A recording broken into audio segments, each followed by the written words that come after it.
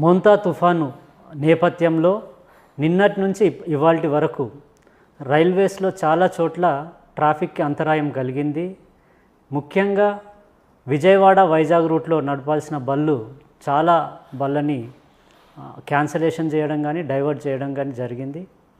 ఇలా నిన్నటి నుంచి ఇప్పటి వరకు దాదాపు 137 ట్రైన్స్ని ఫుల్ క్యాన్సిల్ చేయడం జరిగింది. అలాగే ఒక 7 ట్రైన్స్ని పార్షియల్గా క్యాన్సలేషన్ ఇవ్వడం జరిగింది. దాదాపు 30 ట్రైన్స్ని దారి మళ్లించి డైవర్షన్ కూడా చేయడం జరిగింది. సో నిన్నటి నుంచి ఇప్పటి వరకు ఇలా చాలా ట్రైన్స్ని రెగ్యులేట్ చేయడము, డైవర్ట్ చేయడం, క్యాన్సలేషన్ చేయడం జరిగింది. అయితే ప్రయాణికులకు ఏమాత్రం ఇబ్బంది కలగకుండా ఈ సందర్భంగా రైల్వే చాలా ఏర్పాట్లు చేయడం జరిగింది.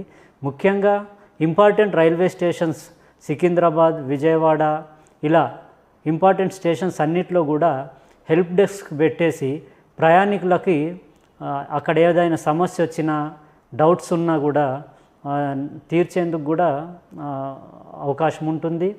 అలానే చాలామంది ప్రయాణికులకి ట్రైన్ ఫుల్ క్యాన్సలేషన్ అవ్వడం వల్ల రీఫండ్కు సంబంధించిన సమస్యలు, ఇష్యూస్ ఉన్నా కూడా ఈ హెల్ప్ డెస్క్ ద్వారా నెరవేర్చుకునేందుకు కూడా అవకాశం ఉంటుంది.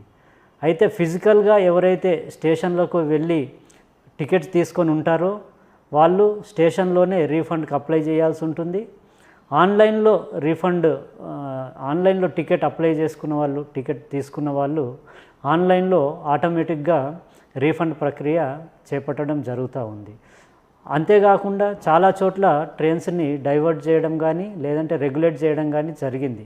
ఆ రూట్లలో, ఆ ఇంపార్టెంట్ స్టేషన్లలో ప్యాసింజర్స్కి ఏమాత్రం ఇబ్బంది కలగకుండా అక్కడ చాలా చోట్ల అంటే స్వచ్ఛంద సంస్థలు కావచ్చు, అక్కడ లోకల్ పోలీస్ ద్వారా కావచ్చు, రైల్వే తరఫున కావచ్చు, అంటే ఫుడ్, వాటర్ అవన్నీ కూడా అవైలబుల్ చేయడం జరిగింది. అంతేకాకుండా ఈ హెల్ప్ లైన్ నెంబర్స్ ద్వారా కూడా చాలామంది ప్రయాణికులకి, వారి బంధుమిత్రులకు కూడా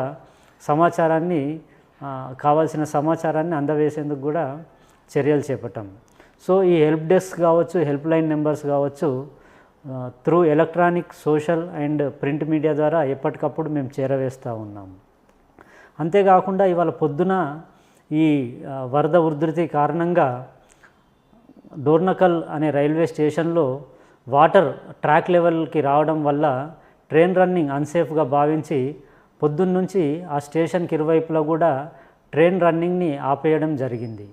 సో దానివల్ల కూడా చాలా ట్రైన్స్ క్యాన్సలేషన్, డైవర్షన్ అయ్యాయి. ముఖ్యంగా డోర్నకల్ రైల్వే స్టేషన్లోనే గోల్కొండ అనే ట్రైన్ ఆగిపోవడం వల్ల ప్రయాణికులకు కొద్దిగా ఇబ్బంది అనిపిస్తే ఇమ్మీడియట్గా రైల్వే సిబ్బంది స్పందించి అక్కడ బస్సెస్ ఏర్పాటు చేసి ప్రయాణికులను ఇటు వరంగల్ వైపు, అటు ఖమ్మం వైపు కూడా తీసుకెళ్లడం జరిగింది.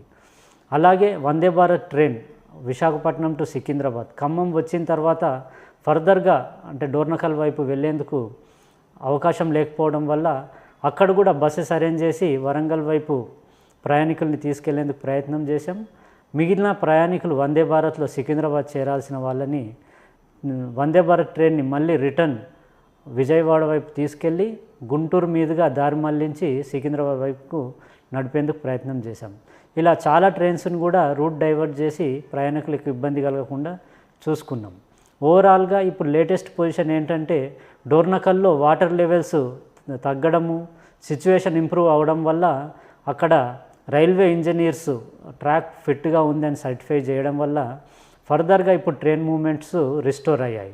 సో డోర్నకల్కు రెండు వైపులా కూడా ప్రస్తుతానికి ట్రైన్స్ నార్మల్గానే రన్ అవుతూ ఉన్నాయి.